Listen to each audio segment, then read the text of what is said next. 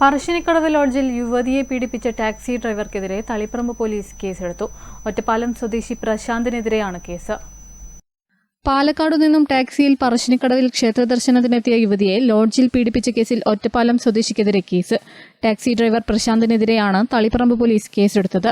2023 December മുതൽ 2024 April 25 വരെ വിവിധ ദിവസങ്ങളിൽ പറശ്ശിനിക്കടവ്, ഉടുപ്പി, നെയ്യാറ്റിങ്കര, കൊല്ലം തുടങ്ങിയ സ്ഥലങ്ങളിൽ ക്ഷേത്രദർശനത്തിന് പോയപ്പോൾ പീഡനത്തിന് ഇരയാക്കിയതായാണ് പരാതി.